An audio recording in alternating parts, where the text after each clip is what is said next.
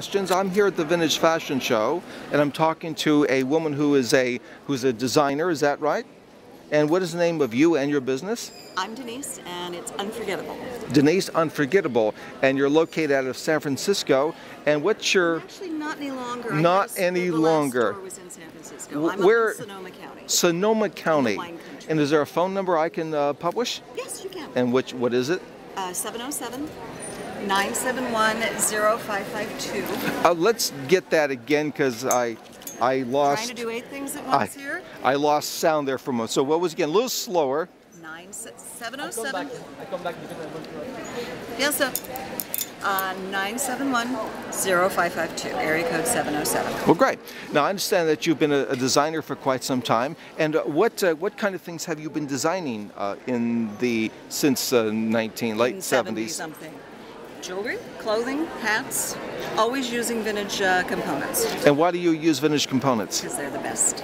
And they're beautiful. And what are the styles that you draw your inspiration from? And what are the decades? And why the 20s? Didn't everybody want to be a flapper? Didn't everyone want to be a flapper? Well, I mean, they had fun. I can't say I really wanted to be a. And dancing on tabletops. Did you want to be a flapper? I think I was.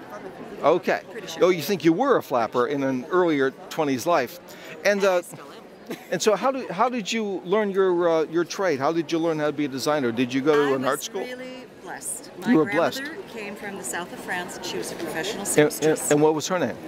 What was Grandma's? Noelle. Noelle. She was born on Christmas Eve.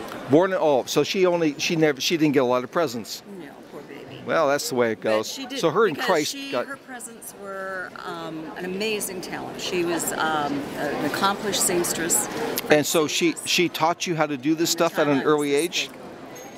I learned how to sew before I could read. I see.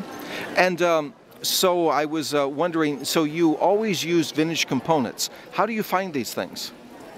Oh, I can't give away trade secrets. In a general kind of way? All over the world. Okay, all over the world. No, I go to Kmart, and Wednesdays are really good at Kmart. You asked. Okay, and they have vintage stuff at Kmart. Oh yeah, yeah. You just got to really pick through the junk, though. I guess so. Yeah. So why don't we go to one of your designs here? This seems to be your showstopper. So what can you tell me about this piece here? This headpiece is a reproduction of a 1920s flapper cloche. A flapper what? Cloche. Could you spell that word, please? C-L-O-C-H-E. And it's completely comprised of authentic 1920s dress parts. I see. The jacket was a 1930s original jacket, and I've embellished it with 1920s dress parts. I see. Oh, good. And the dress underneath it is a 1920s dress that I've completely re-sculptured and restructured. Okay. Well, great. And so I was wondering, there's going to be a remake of the Great Gatsby movie that's going to come out next year. What? So they say. Let's say it is the case, by the same guy. His first name is Baz. I can't pronounce the last name. The same guy that did Moulin Rouge.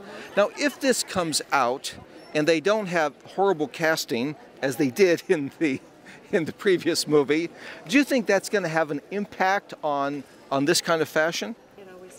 It always does. Is there a television show? Frida Kahlo, when she became so popular, everybody started wearing Mexican things and peasant ethnic clothing. For some reason, I don't know which movie triggered it, but cloches, these little skull caps, the 20s cloches, have been extremely popular the last couple of years. And is there a movie or a television show that you feel has an impact on fashion? Because I don't really watch either, so I'm out of the loop. Well, great. Okay. I live under a rock. I can see. Yeah.